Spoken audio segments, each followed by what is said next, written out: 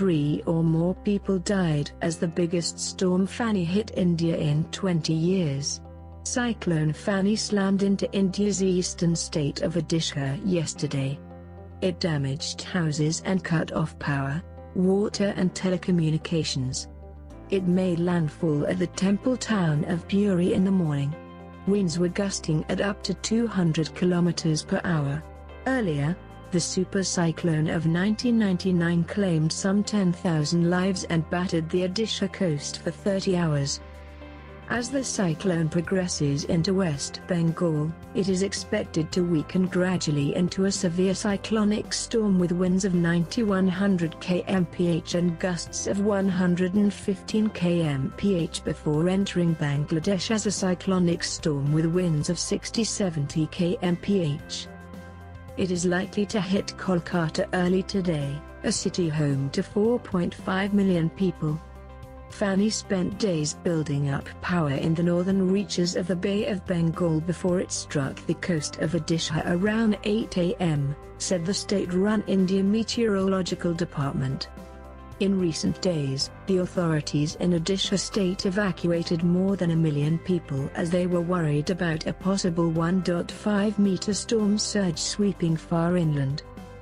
Quoting officials, news agency PTI said 3 people were killed during the storm in Odisha.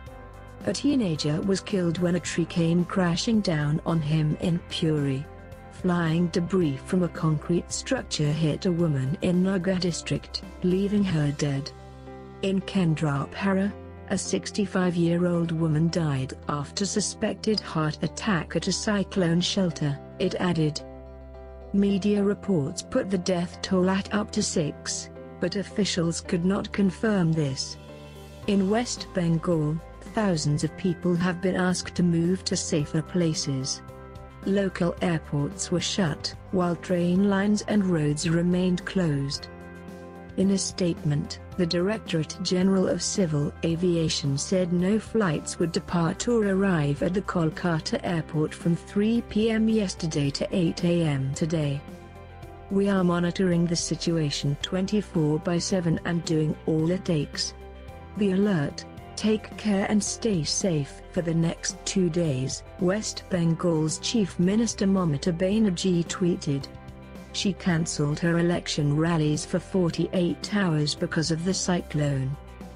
The winds of the enormous cyclone were felt as far away as Mount Everest, with tents blown away at Camp 2 at 6,400 meters, 21,000 feet, and Nepali authorities cautioning helicopters against flying.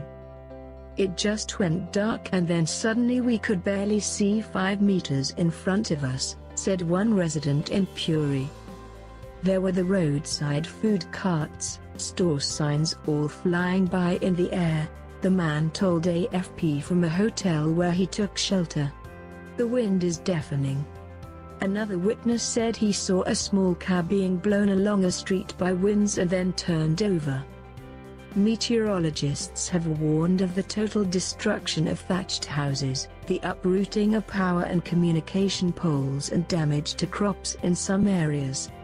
Some 3,000 shelters in schools and government buildings were set up to accommodate more than 1 million people in Odisha, with families including women and babies huddled on the floor. Ports have been closed but the Indian Navy has sent 6 warships to the region while India's biggest oil and gas producer ONGC evacuated almost 500 workers from offshore rigs. Measures were also taken to protect the 850-year-old Jagannath Temple in Puri, a Hindu holy town normally thronging with pilgrims. AFP correspondents said Puri was a near ghost town with trees already torn down and water levels rising even before Fani's arrival. Electricity and water supplies were already cut for much of the temple town of 200,000 people.